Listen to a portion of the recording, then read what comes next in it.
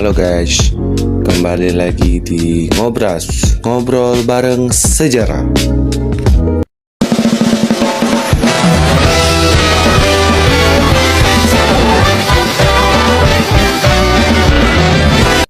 Halo Sobat Sejarah, selamat datang kembali di Ngobras, ngobrol bareng sejarah.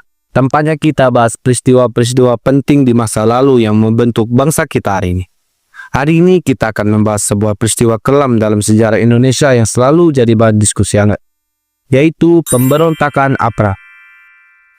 Saya Iqbal akan menjadi host kalian dan sudah bersama seorang narasumber yang paham banget tentang topik ini, yaitu Mbak Khadijah dari siswa SMA Negeri 12 Palembang. Selamat datang Mbak Khadijah.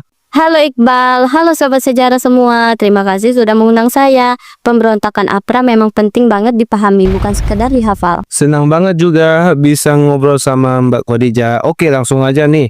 Buat yang belum tahu, APRA itu sebenarnya apa sih? Jadi APRA itu singkatan dari Angkatan Perang Ratu Adil. Ini adalah kelompok milisi yang aktif di awal-awal tahun 1950-an. Mereka ini punya tujuan untuk mempertahankan negara Federal Republik Indonesia Serikat dan menentang pembubaran RIS menjadi NKRI. Wah, menarik nih. Kenapa sih mereka sampai berontak segala? Apa yang bikin mereka nggak setuju sama NKRI?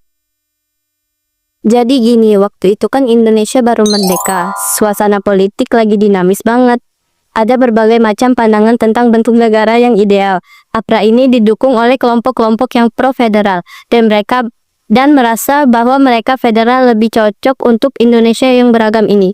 Mereka khawatir kalau Indonesia jadi negara kesatuan, daerah-daerah akan kehilangan otonominya.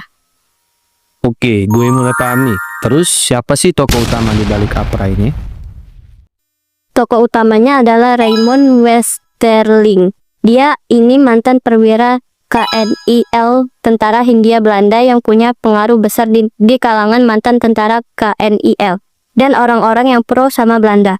Westerling ini punya karisma yang kuat dan berhasil mengumpulkan banyak pengikut. Pemberontakan APRA ini kejadiannya di mana?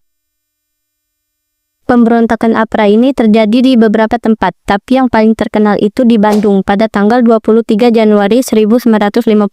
Mereka menyerang markas-markas TNI dan melakukan aksi-aksi kekerasan yang menyebabkan banyak korban jiwa. Selain di Bandung, APRA juga melakukan aksi di Jakarta dan beberapa daerah lain.